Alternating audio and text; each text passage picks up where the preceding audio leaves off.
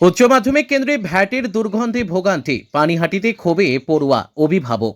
উচ্চ মাধ্যমিক পরীক্ষা দিতে এসে ভোগান্তির মুখে পড়তে হলো পড়ুয়া ও অভিভাবকদের। ঘটনাটি পানিহাটি পৌরসভার ২৯ নম্বর ওয়ার্ডের উসমপুর আদর্শ বিদ্যালয় কেন্দ্রকে ঘিরে। অভিযোগ, বিদ্যালয়ের ঠিক বিপরীত দিকে থাকা একটি ভ্যাট দীর্ঘদিন পরিষ্কার না হওয়ায় দুর্গন্ধের টেকা দায় হয়ে উঠেছে। পরীক্ষার দিন সকালে কেন্দ্রের সামনে এমন পরিস্থিতিতে ক্ষোভ ছড়ায় অভিভাবকদের মধ্যে। অভিভাবকদের দাবি, প্রথম সেমিস্টারের সময় থেকেও ওই ভ্যাট একই অবস্থায় পড়ে রয়েছে। একাধিকবার পৌরসভাকে জানানো হলেও পরিষ্কারের কোনো স্থায়ী ব্যবস্থা নেওয়া হয়নি।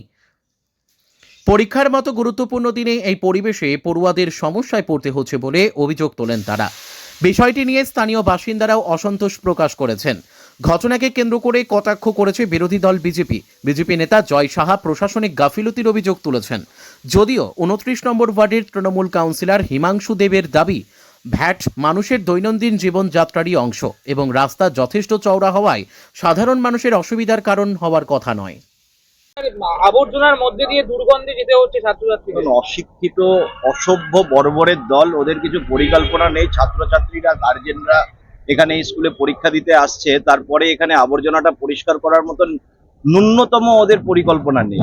মানে লজ্জা লাগছে যে পানিহাটির বাসিন্দা হিসেবে পানিহাটির এত ছাত্রছাত্রীরা আসছে, উজ্জ্বল ভবিষ্যৎ এরা আমাদের, আর এদের পরীক্ষা দিতে যেতে হচ্ছে এইভাবে আবর্জনার মধ্যে দিয়ে, আর গার্জেনরা দাঁড়িয়ে থাকছে পরীক্ষা চলাকালীন এই আবর্জনার মধ্যে। এটা যেন দ্রুততম পরিষ্কার করা হয়, সেটার দাবি আমরা জানাচ্ছি। মানে ময়লা আবর্জনা কি দেখতে পাচ্ছেন? খুবই বাজে জায়গায়। মানে আগের বারেও থার্ড সেমিস্টারে এসেছিলাম, তখনও এত নোংরা ছিল, এখনো সেই একই। মানে আমাদের খুব অসুবিধা হয়, দাঁড়াতে পারি না, দাঁড়াবার জায়গা নেই। হ্যাঁ সাফোকেশন হয় কি? হ্যাঁ হয়, ভীষণ হয়। কোথা থেকে আসছেন আপনি?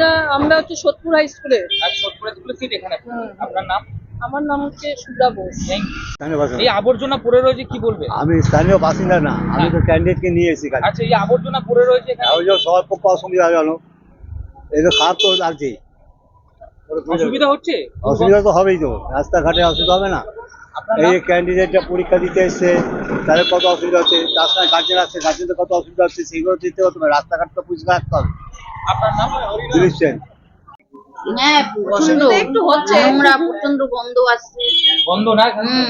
অসুবিধা হচ্ছে আপনাদের? অসুবিধা তো হচ্ছে। বলেছিলাম যাতে হ্যাঁ। আমরা আগের পরীক্ষাতেও বলেছিলাম যাতে পরীক্ষার আগে কমসে কম এটা পরিষ্কার করে দেয়, কিন্তু কোনো কিছু হয়নি না। তখন তো বর্ষাকাল ছিল, আরো অসুবিধায় পড়েছিলাম আমরা।